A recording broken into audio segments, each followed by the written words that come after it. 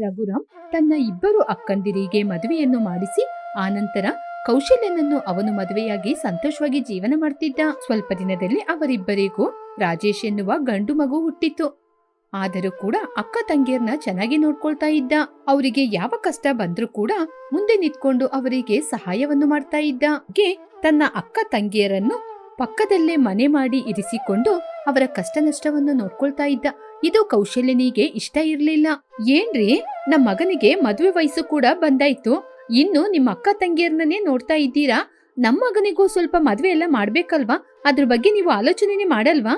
ನಮ್ಮ ಮನೆಗೆ ಸೊಸೆ ಬಂದಾಗ ಅವ್ರ ಮುಂದೆ ನಿಮ್ಮ ಅಕ್ಕ ತಂಗಿಯರು ಕೂತ್ಕೊಂಡು ನಮ್ಮನೆಯಲ್ಲಿ ತಿಂತಾ ಇದ್ರೆ ಆ ಹುಡುಗಿ ನೋಡ್ಕೊಂಡು ಸುಮ್ನೆ ಇರ್ತಾಳಾ? ಅವ್ರಿಗೂ ಮದ್ವೆ ಆಗಿದೆ, ಮಕ್ಳಿದ್ದಾರೆ, ಅವ್ರನ್ನ ಅವ್ರು ನೋಡ್ಕೋಬೇಕಲ್ವಾ? ಅವ್ರಿಷ್ಟಕ್ಕೆ ಮನೆಗ್ ಬರ್ತಾರೆ, ಅವ್ರಿಗೆ ಬೇಕಾದ ವಸ್ತುಗಳನ್ನ ತಗೊಂಡೋಗ್ತಾರೆ. ಇನ್ನು ಎಷ್ಟು ದಿನ ಅಂತಾರೆ ಇದು? ನಮಗೆ ಒಬ್ಬ ಮಗ ಇದ್ದಾನೆ, ಅವನಿಗೆ ಯಾವತ್ತಾದ್ರೂ ಅವರು ಹುಡುಗಿನ ಯಾರಾದ್ರೂ ನೋಡಿದಾರ? ಅದು ಇಲ್ಲ. ಸರಿ, ಅವ್ರಿಗೂ ಹೆಣ್ಮಕ್ಳಿದ್ದಾರೆ, ಅವ್ರನ್ನಾದ್ರೂ ನಮ್ಮ ಮಗನಿಗೆ ಕೊಟ್ಟು ಮದುವೆ ಮಾಡಿಸ್ತಾರ? ಅದು ಇಲ್ಲ. ನಮ್ಮ ಮನೆಗ್ ಬರ್ತಾರೆ, ಚೆನ್ನಾಗಿ ತಿಂತಾರೆ, ನಮ್ಮ ಮನೇಲಿರುವ ವಸ್ತುಗಳನ್ನ ಎತ್ಕೊಂಡು ಹೋಗ್ತಾರೆ. ಇದೇ ಅವ್ರ ಕೆಲ್ಸ. ಏನ್ರಿ ಇದೆಲ್ಲ? ನಮಗೆ ಮದುವೆಯಾದ ದಿನದಿಂದ ನಾನು ಕೂಡ ನೋಡ್ತಾನೆ ಇದ್ದೀನಿ, ನೀನು ನನ್ನ ಅಕ್ಕ ತಂಗಿಯರ್ನ ಏನಾದ್ರೂ ಒಂದು ಮಾತು ಹೇಳ್ತಾನೆ ಇರ್ತೀಯ. ಹೌದು, ನಮ್ಮ ಮಗ ರಾಜೇಶ್ ಏನಾದ್ರೂ ಕೆಲಸ ಮಾಡಿದ್ರೆ ತಾನೆ ಅವ್ರ ಮಕ್ಕಳನ್ನ ಕೊಟ್ಟು ಮದುವೆ ಮಾಡ್ಸಕ್ಕೆ. ನಾನು ಹೋಗಿ ನನ್ನ ಅಕ್ಕ ತಂಗಿಯರ ಜೊತೆ ಈ ವಿಷಯದ ಬಗ್ಗೆ ಮಾತಾಡ್ತೀನಿ. ಅವರು ಕೂಡ ನಮ್ಮ ಮಗನಿಗೆ ಅವ್ರ ಮಕ್ಕಳನ್ನ ಕೊಟ್ಟು ಮದುವೆ ಮಾಡಿಸ್ತಾರೆ. ಆದ್ರೆ ನಾನವರಿಗೆ ಸಹಾಯ ಮಾಡಿದ ರೀತಿ ಇರಲ್ಲ, ನಾನವರಿಗೆ ದ್ರೋಹ ಮಾಡಿದ ಹಾಗೆ ಇರುತ್ತೆ. ಮೊದ್ಲು ನಿನ್ ಮಗನ ಹತ್ರ ಹೋಗಿ ಒಂದೊಳ್ಳೆ ಕೆಲ್ಸಕ್ಕೆ ಹೋಗಕ್ ಕೇಳು. ಆವಾಗ ನಾನು ನನ್ನ ಅಕ್ಕ ತಂಗಿಯ ಬಳಿ ಹೋಗಿ ಅವ್ರ ಮಗಳನ್ನ ಕೇಳಿ ಮದುವೆ ಮಾಡ್ಸದಿದ್ರೆ ಕೇಳು. ಎಲ್ಲದಕ್ಕೂ ನಿಮ್ ಜೊತೆ ಒಂದು ಸಮಾಧಾನ ಇರುತ್ತೆ ಅಲ್ವಾ? ಹಾಗೆ ಅಂತ ಹೇಳ್ಕೊಂಡು ಅಲ್ಲಿಂದ ಹೊರಟು ಹೋದ್ಲು. ಸ್ವಲ್ಪ ದಿನಗಳ ನಂತರ ಹೊರಗೆ ಹೋಗಿದ್ದ ರಾಜೇಶ್ ಕೆಲಸವನ್ನು ಪಡೆದುಕೊಂಡು ಮನೆಗೆ ಬಂದ. ಮನೆಗೆ ಬಂದ ತಕ್ಷಣ ಅವನಿಗೆ ಕೆಲಸ ಸಿಕ್ಕಿದ ವಿಚಾರವನ್ನು ಹೇಳಿದ. ಅವನ ತಂದೆ ತಾಯಿ ಇಬ್ರು ತುಂಬಾನೇ ಸಂತೋಷಪಟ್ರು. ರೀ, ನೋಡಿದ್ರ, ನಮ್ ಮಗನಿಗೆ ಇವಾಗ ಕೆಲ್ಸ ಸಿಕ್ತು. ಇವಾಗಲಾದ್ರೂ ನಿಮ್ಮ ಅಕ್ಕನ ಹತ್ರ ಹೋಗಿ ಅವರಿಗೆ ಮಗಳಿದ್ದಾಳಲ್ವಾ ಕೀರ್ತಿ, ಅವಳನ್ನ ನಮ್ ಮಗ ರಾಜೇಶ್ಗೆ ಕೊಟ್ಟು ಮದ್ವೆ ಮಾಡ್ಲಿಕ್ಕೆ ಹೇಳಿ. ಇಲ್ಲದಿದ್ರೆ ನಿಮ್ಮ ಅಕ್ಕನ ಜೊತೆನೆ ಹೇಳಿ, ನಮ್ಮ ಮಗನಿಗೆ ಎಲ್ಲಾದ್ರೂ ಒಂದು ಒಳ್ಳೆ ಸಂಬಂಧ ಸಿಕ್ಕಿದ್ರೆ ಹೇಳಕ್ ಕೇಳಿ, ನಾವು ಕೂಡ ಮಗನಿಗೆ ಮದ್ವೆ ಮಾಡ್ಸೋಣ. ಸರಿ ಸರಿ, ನೀನು ಹೇಳ್ಬೇಕಾಗಿದೆಲ್ಲ ಹೇಳಿ ಆಯ್ತಲ್ಲ, ನಾನು ನಮ್ಮ ಅಕ್ಕನ ಜೊತೆ ಮಾತಾಡಿ ಒಂದ್ ತೀರ್ಮಾನ ಮಾಡ್ತೀನಿ. ಹಾಗೆ ಅಂತ ಅನ್ಕೊಂಡು ತನ್ನ ಅಕ್ಕನ ಬಳಿ ಹೋಗಿ ತನ್ನ ಮಗನಿಗೆ ಕೆಲಸ ಸಿಕ್ಕಿದ ವಿಚಾರದ ಬಗ್ಗೆ ತನ್ನ ಅಕ್ಕನ ಬಳಿ ಹೇಳಿದ. ತನ್ನ ಮಗನಿಗೆ ಅವರ ಮಗಳನ್ನು ಕೊಟ್ಟು ಮದುವೆ ಮಾಡಿಸುವ ಬಗ್ಗೆ ಮಾತಾಡ್ದ. ಆಗ ಅವನ ಅಕ್ಕ, ಏನೋ ತಮ್ಮ, ನಿನ್ ಮಗನಿಗೆ ಕೆಲ್ಸ ಸಿಕ್ಕದ ಮೇಲೇನೆ ನನ್ ಮಗಳನ್ನ ಕೇಳ್ಬೇಕಾ? ಅವನಿಗೆ ಕೆಲ್ಸ ಇದ್ರೆ ಮಾತ್ರ ನನ್ ಮಗಳನ್ನ ಕೊಡದ? ಯಾಕೆ ಕೆಲ್ಸ ಇಲ್ಲದಿದ್ರೆ ನನ್ ಮಗಳನ್ನ ಕೊಡಲ್ವಾ? ನನ್ ಮಗಳಿಗೆ ವರದಕ್ಷಿಣೆ ಕೊಟ್ಟು ಮದ್ವೆ ಮಾಡ್ಸಕ್ಕೆ ನನ್ ಕೈಯಲ್ಲಿ ಹಣ ಇಲ್ಲ, ವ್ಯಾಪಾರವೆಲ್ಲ ನಷ್ಟವಾಗಿದೆ, ಸಾಲ ತಗೊಂಡಿದ್ದಕ್ಕೆ ಈ ಮನೆ ಕೂಡ ಜಪ್ತಿ ಮಾಡ್ಲಿಕ್ಕೆ ಬರ್ತೀನಿ ಅಂತ ಹೇಳ್ತಾ ಇದ್ದಾರೆ. ಈ ಸಮಯದಲ್ಲಿ ಮದ್ವೆ ವಿಚಾರ ಮಾತಾಡಬಾರ್ದು ಅಂತಾನೆ ನಾನು ಇಷ್ಟು ದಿನ ನಿನ್ ಜೊತೆ ಏನು ಮಾತಾಡ್ಲಿಲ್ಲ ಕಣೋ. ಅದೇನಕ್ಕ, ನೀನು ಇಷ್ಟೊಂದು ಕಷ್ಟದಲ್ಲಿದ್ದೀಯಾ ಅಂತ ಯಾಕಕ್ಕ ನನ್ ಜೊತೆ ಹೇಳಲೇ ಇಲ್ಲ? ಯಾಕೆ ನನ್ ಜೊತೆ ಹೇಳ್ಬಾರ್ದು ಅಂತ ಏನಾದ್ರೂ ಇತ್ತಾ? ನಾನೇನು ಹೊರಗಿನವನ? ನಿನ್ನ ತಮ್ಮ ಅಲ್ವಾ? ನೀನು ಇಷ್ಟೊಂದು ಕಷ್ಟದಲ್ಲಿರುವಾಗ ನನ್ನ ಕೈಯಲ್ಲಾದ ಸಹಾಯವನ್ನು ಮಾಡ್ತಾ ಇದ್ದೆ. ಆದ್ರೆ ಇಷ್ಟು ದಿನ ಆಗಿ ಕೂಡ ಯಾಕಕ್ಕ ನನ್ ಜೊತೆ ಹೇಳಲಿಲ್ಲ? ನಾನೇನ್ ಬೇರೆಯವನಾ? ಅಯ್ಯೋ, ಹಾಗೆಲ್ಲ ಏನು ಇಲ್ಲ ಕಣೋ ತಮ್ಮ. ನಮಗೆ ಜಾಮೀನಾಗಿ ಯಾರಾದ್ರೂ ನಿಂತ್ರೆ ಅವರು ಮತ್ತೆ ಸಾಲ ಕೊಡ್ತೀನಿ ಅಂತ ಹೇಳಿದ್ರು, ಅದಕ್ಕೆ ಬಾವ ಕೂಡ ಕಾಯ್ತಾ ಇದ್ದಾರೆ. ಅಯ್ಯೋ ಅಕ್ಕ, ಬೇರೆಯವರು ಯಾಕಕ್ಕ? ನಾನಿದ್ದೀನಲ್ವಾ ನಿಮ್ಗೆ ಸಾಕ್ಷಿಯಾಗಿ ನಿಲ್ಲಕ್ಕೆ. ನನ್ನ ಹೆಸರಲ್ಲಿ ಮನೆ ಇದೆ, ನಾನು ವ್ಯಾಪಾರ ಮಾಡ್ತಾ ಇದ್ದೀನಿ, ಇಷ್ಟು ಸಾಕಾಗಲ್ವಾ ನಿಮ್ಗೆ ಸಾಕ್ಷಿಯಾಗಿ ನಿಲ್ಲಕ್ಕೆ? ಹಾಗೆ ಅಂತ ಹೇಳಿ ಕಾಗದದ ಮೇಲೆ ಸಹಿಯನ್ನು ಹಾಕಿ ಕೊಟ್ಟ. ಹೀಗೆ ಸಹಿಯನ್ನು ಹಾಕಿ ಕೊಟ್ಟ ತಕ್ಷಣ ಸುಭದ್ರ ಆ ಕಾಗದವನ್ನು ತೆಗೆದುಕೊಂಡು ಹೋಗಿ ಬ್ಯಾಂಕಲ್ಲಿ ಅಡ ಇಟ್ಟು ವ್ಯಾಪಾರವನ್ನು ಆರಂಭಿಸಿದ್ಲು. ಹೀಗೆ ಕೀರ್ತಿ ಸುರೇಶಿಗೂ ಮದುವೆಯನ್ನು ಮಾಡಿಸಿದ್ರು. ಹೀಗೆ ಮದುವೆಯೆಲ್ಲ ಮುಗಿದು ಕೀರ್ತಿ ತನ್ನ ಗಂಡನ ಮನೆಗೆ ಕಾಲಿಟ್ಲು. ಹೀಗೆ ಮದುವೆಯಾದ ಸ್ವಲ್ಪ ದಿನದಲ್ಲೇ ರಘುರಾಮ್ನ ಅಕ್ಕನ ವ್ಯಾಪಾರ ನಷ್ಟವಾದ ಕಾರಣ ಬ್ಯಾಂಕಿನಿಂದ ಜನರು ಬಂದು ಮನೆಯನ್ನು ಜಪ್ತಿ ಮಾಡಲು ಹೇಳಿದ್ರು. ಅಷ್ಟೊಂದು ಹಣವನ್ನು ಇವಾಗ್ಲೇ ಕಟ್ಟಬೇಕು, ಹಾಗೆ ಹಣವನ್ನು ಕಟ್ಟದಿದ್ದರೆ ನಿಮ್ಮ ಮನೆಯನ್ನು ಜಪ್ತಿ ಮಾಡ್ತೀವಿ ಅಂತ ಅವರನ್ನು ಮನೆಯಿಂದ ಹೊರಗಡೆ ಕಳಿಸಿ ಬ್ಯಾಂಕಿನವರು ಮನೆಯನ್ನು ಜಪ್ತಿ ಮಾಡಿದ್ರು. ಆಗ ರಾಜೇಶ್ ಒಂದು ಸಣ್ಣ ಮನೆಯನ್ನು ಬಾಡಿಗೆಗೆ ತೆಗೆದುಕೊಂಡು ಎಲ್ಲರೂ ಅಲ್ಲೇ ಇದ್ರು. ಅದು ಬಿಸಿಲು ಕಾಲ ಆದ ಕಾರಣ ಮನೆಯ ಹೊರಗಡೆ ಅಡಿಗೆಯನ್ನು ಮಾಡಿ ತಿನ್ನುತ್ತಾ ಮನೆ ಹೊರಗಡೆ ನಿದ್ರೆ ಮಾಡ್ತಿದ್ರು.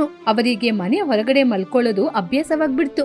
ಹೀಗಿರುವಾಗ ತನ್ನ ಸೊಸೆ ಜೊತೆ ಕೌಸಲ್ಯ, ಕೀರ್ತಿ, ನಿಮ್ ತಾಯಿಯಿಂದ ಇವತ್ತು ನಮಗೆ ಈ ಪರಿಸ್ಥಿತಿ ಬಂತು. ಇಲ್ಲದಿದ್ರೆ ಅಷ್ಟು ದೊಡ್ಡ ಮನೆ ಇರುವಾಗ ನಾವ್ಯಾಕೆ ಈ ಮನೇಲಿ ಇರ್ಬೇಕು? ನಿಮ್ಮ ತಂದೆಗೆ ವ್ಯಾಪಾರ ಮಾಡ್ಲಿಕ್ಕೆ ಗೊತ್ತಾಗದಾಗ ಯಾಕೆ ವ್ಯಾಪಾರ ಮಾಡ್ಬೇಕು, ಯಾಕೆ ನಷ್ಟ ಆಗ್ಬೇಕು? ನಾನ್ ಹೇಳೋದು ಇಷ್ಟೇ ಕಣಮ್ಮ, ನಿಮ್ ತಂದೆ ತಾಯಿಯಿಂದನೇ ಇವತ್ತು ನಾವು ನಡು ರಸ್ತೆಗೆ ನಿಲ್ಬೇಕಾದ ಪರಿಸ್ಥಿತಿ ಬಂತು. ಅತ್ತೆ, ನಮ್ ತಂದೆ ವ್ಯಾಪಾರವನ್ನು ಆರಂಭಿಸುವಾಗ ಚೆನ್ನಾಗಿಯೇ ಇತ್ತು. ಆದ್ರೆ ಅವರ ಗೆಳೆಯನನ್ನು ನಂಬಿ ವ್ಯಾಪಾರದಲ್ಲಿ ತಂದೆಗೆ ನಷ್ಟವಾಯಿತು. ಅದ್ನ ಬಿಟ್ರೆ ತಂದೆಗೆ ವ್ಯಾಪಾರ ಮಾಡೋದ್ರಲ್ಲಿ ಯಾವ ರೀತಿಯ ಕಷ್ಟ ಕೂಡ ಬರ್ಲಿಲ್ಲ ಅತ್ತೆ.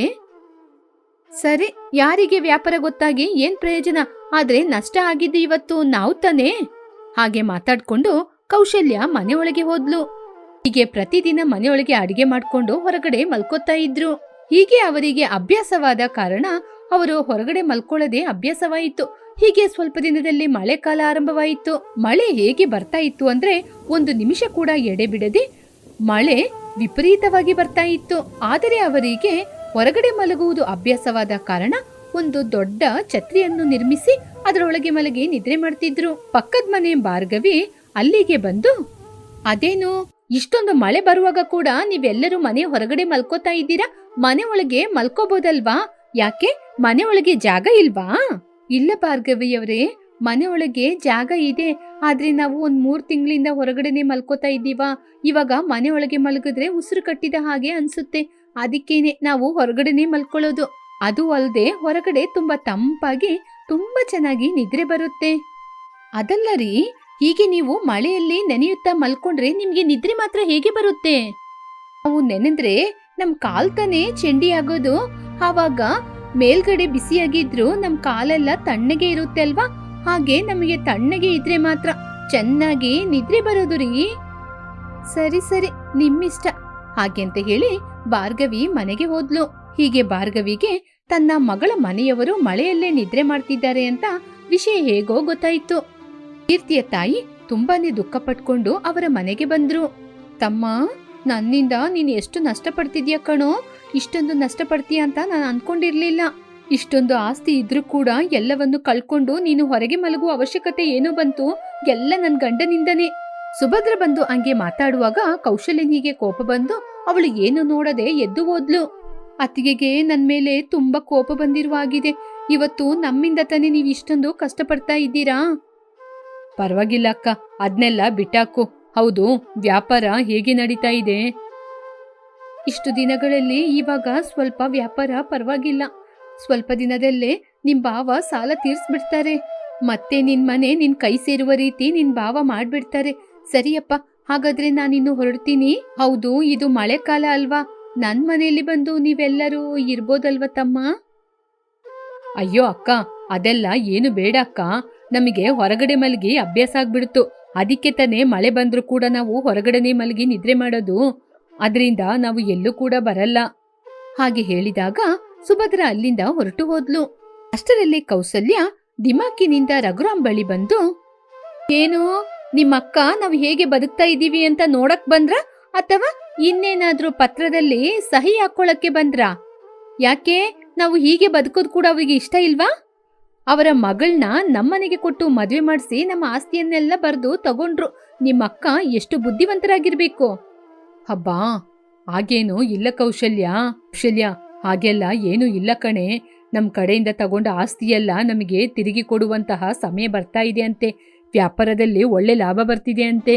ನಾವು ಮಳೆಯಲ್ಲಿ ಮಲ್ಕೋತಾ ಇದ್ದೀವಲ್ವಾ, ಅದಕ್ಕೆ ಅವ್ರ ಮನೆಗೆ ಕರೀಲಿಕ್ಕೇನೆ ಬಂದ್ರು. ನಾವು ಮಳೆಯಲ್ಲಿ ನೆಂದು ಮಲ್ಕೋತಾ ಇದ್ದೀವಿ ಅಂತ ವಿಷಯ ಗೊತ್ತಾದ್ಮೇಲೆ ನಮ್ಮನ್ನ ಕರೀಲಿಕ್ಕೆ ನಮ್ಮ ಅಕ್ಕ ತುಂಬಾ ಬೇಜಾರ್ ಮಾಡ್ಕೊಂಡು ಬಂದಿದ್ಲು. ಹೀಗೆ ಸ್ವಲ್ಪ ದಿನಗಳ ನಂತರ ರಘುರಾಮ್ನ ಆಸ್ತಿ ಅವನ ಕೈ ಸೇರಿತ್ತು. ಆ ನಂತರ ಎಲ್ಲರೂ ಆ ಮನೆಯಲ್ಲಿ ಯಥಾ ಪ್ರಕಾರ ಜೀವನ ಮಾಡಿದ್ರು. ಭಾಗ್ಯ ಸರೋಜ ಒಂದೇ ಮನೆಯ ಸುಸಿಂದಿರು. ಅವರಿಬ್ಬರು ತುಂಬಾ ಅನ್ಯೋನ್ಯವಾಗಿ ಸಂತೋಷವಾಗಿ ಅಕ್ಕ ತಂಗಿಯರ ಹಾಗೆ ಜೀವನ ಮಾಡ್ತಿದ್ರು. ಒಬ್ಬರು ಒಂದು ಕೆಲಸ ಮಾಡಿದ್ರೆ ಇನ್ನೊಬ್ಬರು ಅವರಿಗೆ ಸಹಾಯ ಮಾಡ್ತಿದ್ರು. ಅವರಿಬ್ಬರಲ್ಲಿ ಯಾರಾದ್ರೂ ತಾಯಿ ಮನೆಯಿಂದ ಏನೇ ತಂದ್ರು ಇಬ್ಬರು ಹಂಚಿಕೊಳ್ತಾ ಇದ್ರು. ಒಬ್ಬರ ತಾಯಿ ಮನೆಯಿಂದ 2 ಸೀರೆ ತಂದ್ರೆ ಒಬ್ಬರಿಗೊಬ್ಬರು ಹಂಚಿಕೊಂಡು ಸಂತೋಷವಾಗಿ ಇದ್ರು. ಹೀಗೆ ಇರುವವರು ಇದ್ದಕ್ಕಿದ್ದಂಗೆ ಜಗಳವನ್ನು ಮಾಡ್ಕೊಂಡ್ರು. ಒಬ್ರು ಅನ್ನ ಮಾಡಿದ್ರೆ ಒಬ್ರು ಸಾರು ಮಾಡ್ತಾ ಇದ್ರು, ಒಬ್ರು ರಸಂ ಮಾಡಿದ್ರೆ ಒಬ್ರು ಪಲ್ಯ ಮಾಡ್ತಿದ್ರು. ಒಬ್ಬರ ಮುಖವನ್ನು ಒಬ್ರು ನೋಡ್ತಾನೆ ಇರ್ಲಿಲ್ಲ. ಇದನ್ನೆಲ್ಲ ಅವರ ಅತ್ತೆ ಗಮನಿಸಿದ್ರು. ನನ್ನ ಬಟ್ಟೆ, ನನ್ನ ಗಂಡನ ಬಟ್ಟೆ, ಮಕ್ಳ ಬಟ್ಟೆ ಎಲ್ಲ ನಾನು ಹೋಗ್ದೆ ಇವಾಗ ಸ್ವಲ್ಪ ಅಡಿಗೆ ಮಾಡಿದ್ದೀನಿ. ಅವಳು ಬಂದು ಉಳಿದಿರುವ ಅಡಿಗೆನ ಅವಳೇ ಬಂದು ಮಾಡ್ಕೊಳ್ಳಿ. ಯಾಕೆ ಎಲ್ಲ ಕೆಲಸ ನಾನೊಬ್ಳೇ ಮಾಡ್ಬೇಕಾ ಏನು? ನಾನು ಅನ್ನ ರಸಂ ಮಾಡ್ಬಿಟ್ಟು ಶಾಲೆಯಿಂದ ಮಕ್ಕಳನ್ನ ಕರ್ಕೊಂಬರ್ತೀನಿ. ಅವಳು ಬೇಕಂದ್ರೆ ಸಾರು ಪಲ್ಯ ಬಂದು ಮಾಡ್ಲಿ. ನಾನು ಮಧ್ಯಾಹ್ನದ ಸಮಯದಲ್ಲಿ ಸುಮ್ಮನೆ ಇರ್ತೀನಿ, ಏನಾದ್ರೂ ಕೆಲಸ ಹುಡ್ಕೋಬೇಕು. ಮನೇಲಿ ಸುಮ್ಮನೆ ಕೂರೋದು ವೇಸ್ಟ್ ತಾನೆ, ಹೋಗಿ ಕೆಲಸ ಆದ್ರೂ ಮಾಡ್ಬೋದು. ಇಷ್ಟು ದಿನಗಳ ಕಾಲ ಮನೆಯಲ್ಲಿ ಸರೋಜಾ ಇರ್ತಿದ್ಲು. ಅವಳ ಜೊತೆ ಮಾತಾಡ್ಕೊಂಡು ಟೈಮ್ ವೇಸ್ಟ್ ಮಾಡದೆ ಕಾಲ ಕಳೀತಾ ಇದ್ದೋ. ಇವಾಗ ಹಾಗೇನು ಇಲ್ವಲ್ಲ, ಅದಕ್ಕೇನೆ ಟೈಮ್ ಪಾಸ್ ಆಗ್ತಾ ಇಲ್ಲ. ಅದಕ್ಕೆ ಕೆಲಸ ನೋಡ್ಕೊಳ್ಳೋದೇ ಬೆಟರು. ಹೀಗೆ ತನ್ನೊಳಗೆ ತಾನೇ ಮಾತಾಡ್ಕೊಂಡು ಅಡುಗೆ ಮನೆಯಿಂದ ಹೊರಗಡೆ ಹೋದ್ಲು. ಅಷ್ಟರಲ್ಲಿ ಅಡುಗೆ ಮನೆಗೆ ಸರೋಜ ಬಂದ್ಲು. ಓ, ನಾನೋಗಿ ಸ್ಕೂಲಿಂದ ನನ್ನ ಮಕ್ಕಳನ್ನ ಕರ್ಕೊಂಬರಷ್ಟ್ರಲ್ಲಿ ಇವರ ಪಾಡಿಗೆ ಅಡಿಗೆ ಮಾಡಿಟ್ಟೋಗಿದ್ದಾರಾ? ಸರಿ, ಅತ್ತೆ ಜೊತೆ ಹೋಗಿ ಕೇಳ್ಕೊಂಬರ್ತೀನಿ ಏನ್ ಸಾರ್ ಮಾಡ್ಬೇಕು ಅಂತ. ಅಡ್ಗೆ ಕೆಲ್ಸ ಆಮೇಲೆ ಮಾಡ್ಬೋದು, ಮೊದ್ಲು ಹೋಗಿ ಅವಳು ಬರಕ್ಕಿಂತ ಮುಂಚೆ ನಾನು ಬಟ್ಟೆ ಒಗ್ದು ಬಂದ್ಬಿಡ್ತೀನಿ. ಮೊದ್ಲೇ ಇದು ಮಳೆಕಾಲ ಬೇರೆ ಆರಂಭ ಆಗಿದೆ, ಬಟ್ಟೆ ಒಣಗೋದಿಲ್ಲ. ಅಕ್ಕ ಹೀಗೆ ಇರೋದು ನನಗೆ ಇಷ್ಟನೇ ಆಗ್ತಿಲ್ಲ. ನಾವಿಬ್ರು ಎಷ್ಟೊಂದು ಅನ್ಯೋನ್ಯವಾಗಿ ಸಂತೋಷವಾಗಿ ಎಲ್ಲ ಕೆಲಸವನ್ನ ಹಂಚಿಕೊಂಡು ಮಾಡ್ತಾ ಇದ್ದೋ, ಇವಾಗ ನಾನು ಒಬ್ಳೆ ಮಾಡ್ಲಿಕ್ಕೆ ನನಗೂ ಬೇಜಾರಾಗ್ತಿದೆ. ಅತ್ತೆಗೆ ಎಲ್ಲ ವಿಷಯನ ಹೇಳೋಣ ಅಂತಾನೆ ಅನ್ಸುತ್ತೆ, ಆದ್ರೆ ಏನ್ ಮಾಡೋದು? ಅಕ್ಕ ಅತ್ತೆಯ ಅಣ್ಣನ್ ಮಗಳು, ನಾನು ಹೇಗಿದ್ರು ಹೊರಗಿಂದ ಬಂದವಳು. ನಾನೇನೋ ಹೇಳಕ್ಕೋಗಿ ಅದು ಇನ್ನೇನೋ ಆದ್ರೆ ಹೇಳದಿರೋದೇ ಬೆಟರು. ಅಕ್ಕನ ಜೊತೆ ಮಾತಾಡಿದ್ರೆ ಚೆನ್ನಾಗಿರುತ್ತೆ. ಬೇಡ, ಯಾಕೆ ಅವಳೇ ಮಾತಾಡ್ತಿಲ್ಲಲ್ಲ? ಹೀಗೆ ಒಬ್ಬರಿಗೊಬ್ಬರು ಮಾತಾಡ್ಬೇಕು ಅಂತ ಅನ್ಸಿದ್ರು ಒಬ್ಬರ ಒಳಗೆ ಒಬ್ಬರಿಗೆ ಈಗೋ ಮಾತ್ರ ಕಡಿಮೆ ಆಗಿರ್ಲಿಲ್ಲ. ಇದನ್ನು ಗಮನಿಸಿದ ಅತ್ತೆ ಇಬ್ಬರನ್ನು ಕೂರಿಸ್ಕೊಂಡು ಮಾತಾಡ್ಬೇಕು ಅಂದ್ಕೊಂಡೇ ಇದ್ರು. ಆದ್ರೆ ಇಬ್ಬರನ್ನು ಒಂದೇ ಸಲ ಕೂರಿಸ್ಕೊಂಡು ಮಾತಾಡಿದ್ರೆ ಎಲ್ಲಿ ಜಗಳ ಬರುತ್ತೋ, ಬೇಡ ಬೇರೆ ಬೇರೆ ಸಪ್ರೇಟ್ ಆಗಿ ಕೂರಿಸಿ ಮಾತಾಡೋಣ ಅಂತ ತಿಳ್ಕೊಂಡ್ರು. ಅದಕ್ಕೆ ಮೊದಲು ಭಾಗ್ಯನ್ ಜೊತೆ ಮಾತಾಡ್ಬೇಕು ಅಂತ. ಏನಮ್ಮ ಭಾಗ್ಯ, ಏನ್ ಮಾಡ್ತಾ ಇದೀಯಾ? ವಿಶ್ರಾಂತಿ ತಗೊಳ್ತಾ ಇದೀಯಾ? ನನ್ನ ಬಟ್ಟೆ ತುಂಬಾ ಇದೆ, ನೀನು ಫ್ರೀ ಆಗಿದ್ರೆ ನನ್ ಬಟ್ಟೆನ ಐರನ್ ಮಾಡಿ ಕೊಡ್ತೀಯಾ? ಅಷ್ಟೇನಾ ಅತ್ತೆ? ಇದು ಕೇಳಲಿಕ್ಕೆ ನೀವು ಇಷ್ಟು ದೂರ ಬರ್ಬೇಕಾಗಿತ್ತಾ? ನನ್ ಜೊತೆ ಹೇಳಿದ್ರೆ ನಾನೇ ಬರ್ತಾ ಇದ್ದೆ ಅಲ್ವಾ? ನನ್ ಕೆಲ್ಸ ಎಲ್ಲ ಮುಗೀತತ್ತೆ, ಅದಕ್ಕೆ ಫ್ರೀ ಆಗಿದ್ದೀನಿ ಅಂತ ರೆಸ್ಟ್ ತಗೊಳ್ಳೋಣ ಅಂತ ಬಂದೆ. ಸರಿ ಹೋಗಿ ಅತ್ತೆ, ಎಲ್ಲ ನಾನೇ ಮಾಡ್ಕೊಡ್ತೀನಿ. ನೀವಿಬ್ರು ಯಾವಾಗ್ಲೂ ಮಾತಾಡ್ಕೊಂಡೇ ಅಡಿಗೆ ಮಾಡ್ತೀರಲ್ವಮ್ಮ, ಅದಕ್ಕೆ ನೀವಿಬ್ರು ಅಲ್ಲೇ ಇದ್ದೀರಾ ಅಂತ ಅಡಿಗೆ ಮನೆಗೆ ಹೋದೆ. ಅಲ್ಲಿ ನೋಡಿದ್ರೆ ಸರೋಜಾ ಒಬ್ಳೇ ಇದ್ಲು. ಯಾಕಮ್ಮ, ನಿನ್ಗೇನಾದ್ರೂ ಆರೋಗ್ಯದ ತೊಂದ್ರೆನ? ಒಬ್ಳೇ ರೂಮಲ್ಲಿ ಬಂದು ಕೂತಿದೀಯಾ? ಏನಾದ್ರೂ ಆಗ್ತಾ ಇದೀಯಾ? ಇಷ್ಟೊತ್ತಿಗೆ ಅಲ್ಲೇ ಇರ್ತಾ ಇದ್ದೆ ಅಲ್ವಾ? ಇಲ್ಲ ಅತ್ತೆ, ನಾನು ಅನ್ನಂ ರಸಂ ಮಾಡ್ದೆ, ಆಮೇಲೆ ಸಾರ್ ಮಾತ್ರ ತಾನೇ ಬಾಕಿ ಇತ್ತು, ಅದು ಸರೋಜಾ ಬಂದ್ ಮಾಡ್ತಾಳೆ ಅಂತ ನಾನು ರೂಮಿಗೆ ವಿಶ್ರಾಂತಿ ತಗೊಳ್ಳಿಕ್ಕೆ ಬಂದ್ಬಿಟ್ಟೆ. ನಾನು ನಿಮ್ಮಿಬ್ಬರನ್ನ ಗಮನಿಸ್ತಾನೇ ಇದ್ದೀನಿ, ನೀವಿಬ್ರು ಸರಿಯಾಗಿ ಮಾತಾಡ್ತಾನೇ ಇಲ್ಲ. ಏನ್ ನಡೀತು ಅಂತ ಗೊತ್ತಿಲ್ಲ. ಏನಮ್ಮ ಆಯ್ತು? ಏನಾದ್ರೂ ತೊಂದ್ರೆನಾ? ಅತ್ತೆ ಖಂಡಿತ ನಿಮ್ ಜೊತೆ ಹೇಳ್ತೀನಿ, ನಿಮ್ ಜೊತೆ ಹೇಳ್ದೆ ನಾವು ಹೇಗೆ ಇರ್ತೀವತ್ತೆ? ಹೀಗೆ ಭಾಗ್ಯ ನಡೆದ ವಿಚಾರವನ್ನು ಹೇಳಲು ಆರಂಭಿಸಿದ್ಲು. ಅತ್ತೆ, ನಿಮ್ಗೆ ಗೊತ್ತು ತಾನೆ, ನಾನ್ ನಮ್ ತಾಯಿ ಮನೆಯಿಂದ ಏನೇ ತಂದ್ರು ನಾವಿಬ್ರು ಹಂಚಿಕೊಂಡೇ ತಿಂತೀವಿ ಅಂತ. ಆದ್ರೆ ಅವಳು ಹೇಳ್ತಾ ಇದ್ದಾಳೆ, ನಮ್ ತಾಯಿ ಮನೆಯಿಂದ ನಾನ್ ಸೀರೆ ತಂದು ಅವಳಿಗಿಷ್ಟವಾದ ಸೀರೆನ ಅವಳಿಗೆ ಕೊಡದೆ ನಾನೇ ಇಟ್ಕೊಂಡಿದ್ದೀನಂತೆ. ನಮ್ ತಾಯಿ ಮನೆಯಲ್ಲೇ ಮಾಡಿದ ಸಿಹಿ ತಿಂಡಿಗಳು ಅವಳಿಗೆ ಜಿಡ್ಡು ವಾಸನೆ ಬರ್ತಿದೆ ಅಂತೆ. ಅದನ್ನ ಎಲ್ರಿಗೂ ಕೊಟ್ರೆ ಎಲ್ಲರಿಗೂ ಆರೋಗ್ಯ ತೊಂದ್ರೆ ಆಗುತ್ತೆ ಅಂತೆ. ಹಾಗೆಲ್ಲ ಅವಳು ಹೇಳುವಾಗ ನನಗೆ ಮನಸ್ಸಿಗೆ ತುಂಬಾ ಬೇಜಾರಾಯ್ತತ್ತೆ. ಅದಕ್ಕೇನೆ ಅವಳ ಜೊತೆ ಮಾತಾಡೋದನ್ನೇ ನಿಲ್ಸ್ಬಿಟ್ಟಿದ್ದೀನಿ. ಅತ್ತೆ, ನೀವೇ ಹೇಳಿ ಅತ್ತೆ, ನಮ್ಮ ಅಮ್ಮ ನಿಮ್ಮ ಅತ್ತಿಗೆ ತಾನೆ? ನಮ್ಮ ಅಮ್ಮ ಅಷ್ಟು ಕೇವಲವಾಗಿ ಅಡಿಗೆ ಮಾಡ್ತಾರೆ. ನಮ್ಮ ಅಮ್ಮನ ಅಡಿಗೆ ನೀವು ತಿಂದಿದ್ದೀರ ತಾನೆ? ಹೇಳಿ ಅತ್ತೆ. ಅದು ಚೆನ್ನಾಗಿಲ್ಲ, ಇಷ್ಟ ಇಲ್ಲ ಅಂದ್ರೆ ನನ್ನ ಜೊತೆ ತಾನೇ ಹೇಳ್ಬೇಕತ್ತೆ, ಬೇರೆಯವ್ರ ಜೊತೆ ಎಲ್ಲರ ಜೊತೆ ಹೇಳ್ಕೊಂಡು ತಿರ್ಗಾಡೋದ? ಹೌದಾ? ಸರೋಜಾ ಹಾಗೆ ಹೇಳಿದ್ಲಾ? ಹೌದು, ಈ ವಿಚಾರ ನಿನಗೆಂಗ್ ಗೊತ್ತಾಯ್ತು? ಅದೇ ಅತ್ತೆ, ಮೊನ್ನೆ ಮಳೆ ರಜೆಗೆ ಅತ್ತಿಗೆ ಬಂದಿದ್ರಲ್ವಾ, ಅತ್ತಿಗೆ ಜೊತೆ ಇವಳು ಹೇಳಿದಾಳೆ. ಅತ್ತಿಗೆನೇ ಎಲ್ಲ ವಿಚಾರವನ್ನು ನನಗೆ ಹೇಳಿದ್ರು. ಹೌದಾ? ಹಾಗೆ ಹೇಳಿದ್ಲಾ? ಸರಿ, ಇದ್ರ ಬಗ್ಗೆ ಆಮೇಲೆ ಮಾತಾಡೋಣ. ನನ್ನ ಸೀರೆನ ಇಲ್ಲೇ ಇಟ್ಟೋಗ್ಲಾ, ಐರನ್ ಮಾಡಿ ಆಮೇಲೆ ನನ್ನ ಗಾಡ್ರೇಜ್ ಒಳಗೆ ನೀನೇ ತೆಗ್ದಿಟ್ಬಿಡು. ಹಾಗೆ ಹೇಳಿ ಸೀತಮ್ಮ ಅಡಿಗೆ ಮಾಡ್ತಾ ಇರುವ ಸರೋಜನ ಬಳಿ ಹೋದ್ರು. ಏನಮ್ಮ ಸರೋಜಾ, ಏನ್ ಮಾಡ್ತಾ ಇದ್ದೀಯಾ? ಇವತ್ತು ರಸಂ ಬದ್ಲು ಸಾಂಬಾರ್ ಏನಾದ್ರೂ ಮಾಡ್ಬೋದಾಗಿತ್ತಲ್ವಾ? ಅತ್ತೆ, ಅಕ್ಕ ಮೊದ್ಲೇ ರಸಂ ಮತ್ತೆ ಅನ್ನ ಮಾಡಿ ಆಯ್ತತ್ತೆ, ಇನ್ನು ಸಾರ್ ಮಾತ್ರ ಬಾಕಿಯಾಗಿರೋದು. ಅದಕ್ಕೆ ನಾನು ಸಾರ್ ಮಾಡೋಣ ಅಂತ ಬಂದೆ. ಈ ವಿಷಯನ ನೀವು ಮೊದ್ಲೇ ಅಕ್ಕನ ಜೊತೆ ಹೇಳಿರ್ಬೋದಲ್ವಾ? ನೀವಿಬ್ರೇ ಯಾವಾಗ ನೋಡಿದ್ರು ಆಲೋಚನೆ ಮಾಡಿ ಏನ್ ಬೇಕು ಏನ್ ಬೇಡ ಅಂತ ಪರ್ಫೆಕ್ಟ್ ಆಗಿ ಅಡಿಗೆ ಮಾಡ್ತಾ ಇದ್ರಲ್ವಾ, ಅದಕ್ಕೆ ನಾನು ಏನು ಹೇಳಲಿಲ್ಲ. ಹೌದು, ಇವತ್ತೇನು ಹೀಗಿದ್ದೀರಾ? ಇಬ್ರು ಸೇರಿ ವೆರೈಟಿ ಫುಡ್ನ ಕೂಡ ಏನು ಮಾಡ್ಲಿಲ್ಲ. ನಾನು ಈ ನಡುವೆ ನಿಮ್ನ ಗಮನಿಸ್ತಾನೆ ಇದ್ದೀನಿ. ಭಾಗ್ಯ ಅಡುಗೆ ಮನೆಯಲ್ಲಿದ್ರೆ ನೀನು ಬೆಡ್ರೂಮಲ್ಲಿದ್ದೀಯಾ, ನೀನು ಅಡುಗೆ ಮನೆಯಲ್ಲಿದ್ರೆ ಅವಳು ಬೆಡ್ರೂಮಲ್ಲಿದ್ದಾಳೆ. ನಿಮ್ಮಿಬ್ಬರ ನಡುವೆ ಏನಾಯ್ತು ಅಂತ ನಂಗೆ ಗೊತ್ತಿಲ್ಲ. ಏನಾಯ್ತು ಅಂತ ಹೇಳ್ಬೋದಾ? ಹಾಗೆ ಅಲ್ಲ, ಏನೂ ಇಲ್ಲ ಅತ್ತೆ. ನಾನು ಬಾಬುನ ಕರ್ಕೊಂಡೋಗಿ ಸ್ಕೂಲಲ್ಲಿ ಬಿಟ್ಟು ಬರುವಷ್ಟರಲ್ಲಿ ಅಕ್ಕ ಅನ್ನ ರಸಂ ಮಾಡಿ ಹೋಗ್ಬಿಟ್ಟಿದ್ದಾರೆ ಅಷ್ಟೇ. ಏನಮ್ಮ, ನನ್ನ ಜೊತೆನೇ ವಿಷಯನ ಮುಚ್ಚಿಡ್ತಾ ಇದ್ದೀಯಾ? ನನ್ನ ಜೊತೆ ಏನೂ ಹೇಳ್ತಾ ಇಲ್ಲ? ಅತ್ತೆ, ಹಾಗೆಲ್ಲ ಏನೂ ಇಲ್ಲತ್ತೆ. ನನಗೆ ಅಕ್ಕನ ಜೊತೆ ಮಾತಾಡಬೇಕು ಅಂತಾನೆ ಅನ್ಸುತ್ತೆ. ಹಾಗೆಲ್ಲ ಏನೂ ಇಲ್ಲ ಅತ್ತೆ, ಅಕ್ಕನ ಜೊತೆ ಮಾತಾಡಬೇಕು ಅಂತಾನೆ ಇದ್ದೀನಿ. ಆದರೆ ಅಕ್ಕ ನನ್ನ ಬೈದ ಮಾತುಗಳೆಲ್ಲ ಯೋಚನೆ ಮಾಡಿದ್ರೆ ಅವ್ರ ಜೊತೆ ಮಾತಾಡಲಿಕ್ಕೆ ಮನಸ್ಸು ಬರೋದಿಲ್ಲ. ಈ ವಿಷಯನ ನಿಮ್ಮ ಜೊತೆ ಹೇಳಬೇಕು ಅಂತಾನೆ ಇದ್ದೆ. ಹೇಗಿದ್ರು ಅವರು ನಿಮಗೆ ಸೊಸೆ ಮಾತ್ರನಾ, ಅಣ್ಣನ ಮಗಳು ಕೂಡ. ಹಾಗೆ ಹೇಳಿ ಮುಂದೆ ಏನು ನಡೆದಿತ್ತೋ ಆ ವಿಚಾರವನ್ನು ಹೇಳಲಾರಂಭಿಸಿದ್ಲು ಸರೋಜಾ. ನಾನು ನನ್ನ ಮನೆಯಿಂದ ಕಾಸ್ಟ್ಲಿ ಸೀರೆನ ತಂದು ಅದರಲ್ಲಿ ಕಡಿಮೆ ಬೆಲೆ ಇರುವ ಸೀರೆನ ಅಕ್ಕನಿಗೆ ಕೊಡ್ತಾ ಇದ್ದೀನಂತೆ.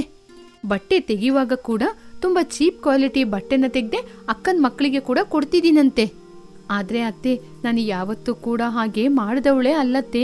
ನನ್ನ ಮಕ್ಕಳಿಗೆ ನನಗೆ ಏನು ತಗೋತೀನೋ ಅದೇ ರೀತಿ ಅಕ್ಕನಿಗೂ ಅಕ್ಕನ ಮಕ್ಕಳಿಗೂ ತಗೊಳ್ತೀನಿ. ನಾನು ಈ ರೀತಿ ಭೇದ ಭಾವ ಎಲ್ಲ ಒಂದಿನನೂ ಮಾಡಿದವಳಲ್ಲತ್ತೆ. ಅಕ್ಕ ಆ ರೀತಿ ಮಾತಾಡುವಾಗ ನನಗೆ ತುಂಬ ಬೇಜಾರಾಯಿತು.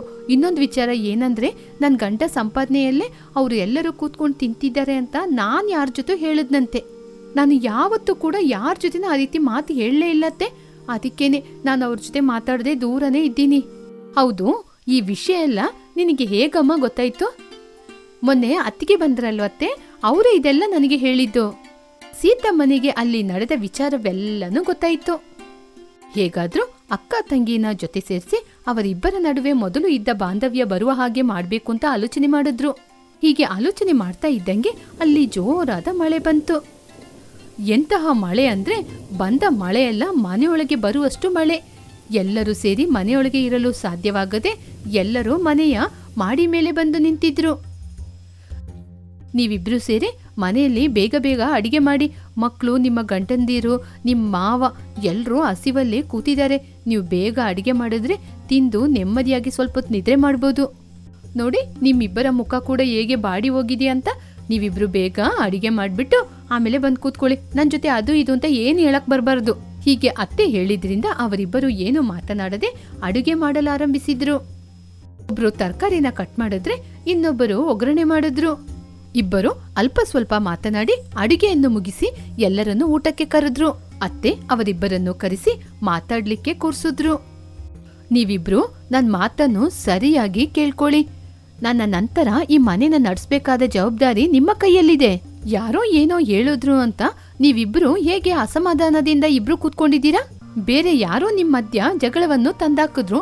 ಇಷ್ಟು ವರ್ಷ ನೀವಿಬ್ರು ಜೊತೆಗೆ ಇದ್ರಲ್ವಾ, ಆ ನಂಬಿಕೆ ಎಲ್ಲೋಯ್ತು? ಅವಳು ತಂದ ಬಟ್ಟೆ ನಿನಗೆ ಇಷ್ಟ ಆಗಿಲ್ಲ, ನೀನ್ ತಂದ ಬಟ್ಟೆ ಅವಳಿಗಿಷ್ಟ ಆಗಿಲ್ಲ, ನೀನ್ ಮಾಡಿದ ಅಡಿಗೆ ಚೆನ್ನಾಗಿಲ್ಲ ಅಂತ ಯಾರೋ ಹೇಳಿದ್ರು ಅಂತ ಅವ್ರ ಮಾತನ್ನ ನೀವು ಹೇಗೆ ನಂಬ್ತೀರಾ? ಒಬ್ಬರಿಗೊಬ್ಬರು ಅಡ್ಜಸ್ಟ್ ಮಾಡ್ಕೊಂಡು ಮರ್ಯಾದೆ ಕೊಟ್ಕೊಂಡು ಎಷ್ಟು ಚೆನ್ನಾಗಿ ಜೀವನ ಮಾಡ್ತಿದ್ರಿ. ಯಾರೋ ಬಂದು ನಿಮ್ಮಿಬ್ಬರ ನಡುವೆ ಅವಳು ಸರಿಯಿಲ್ಲ ನೀನ್ ಸರಿಯಿಲ್ಲ ಅಂತ ಹೇಳಿದ ತಕ್ಷಣ ಇಷ್ಟು ದಿನ ನೀವಿಬ್ರು ನಂಬಿಕೆಯಿಂದ ಅನ್ಯೋನ್ಯವಾಗಿದ್ರಲ್ಲ, ಅದೆಲ್ಲೋಯ್ತು? ಏನಾದ್ರೂ ಸಂದೇಹ ಇದ್ರೆ ನಿಮ್ಮೊಳಗೆ ನೀವೇ ಮಾತಾಡ್ಕೊಂಡು ಸರಿಪಡಿಸ್ಕೊಳ್ಬೇಕಾಗಿತ್ತು. ಯಾರ್ದೋ ಮಾತು ಕೇಳಿ ನೀವಿಬ್ರು ಜಗಳ ಮಾಡೋದು ಚೆನ್ನಾಗಿದ್ಯಾ? ನೀವೇ ಹೇಳಿ ನೋಡೋಣ. ಅದು ಈ ಕುಟುಂಬಕ್ಕೆ ಒಳ್ಳೇದೇ ಅಲ್ಲ. ನೋಡಿದ್ರ, ನೀವಿಬ್ಬರು ಸೊಸೆಂದಿರೋ ಜೊತೆ ಸೇರಿ ಇಷ್ಟೊಂದು ಬರ್ತಾ ಇರುವ ಮಳೆಯಲ್ಲೇ ಅಡಿಗೆ ಮಾಡಿ ಕೊಟ್ಟಾಗ ಎಲ್ರೂ ತಿಂದು ಎಷ್ಟೊಂದು ಸಮಾಧಾನವಾಗಿದ್ದಾರೆ ಅಂತ.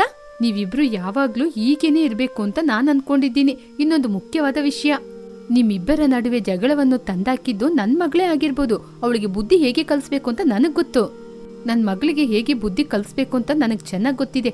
ಆದ್ರೆ ನೀವಿಬ್ರು ಯಾರೋ ಹೇಳುವ ಮಾತನ್ನು ಕೇಳ್ಕೊಂಡು ಒಬ್ಬರಿಗೊಬ್ಬರು ಜಗಳ ಮಾಡಬಾರ್ದು. ಹೀಗೆ ಸೀತಮ್ಮ ಹೇಳಿದಾಗ ಅವರಿಬ್ಬರು ಅಂದಿನಿಂದ ಜಗಳವನ್ನೆಲ್ಲ ಬಿಟ್ಟು ಅನ್ಯೋನ್ಯವಾಗಿ ಸಂತೋಷವಾಗಿ ಜೀವನ ಮಾಡಲಾರಂಭಿಸಿದ್ರು.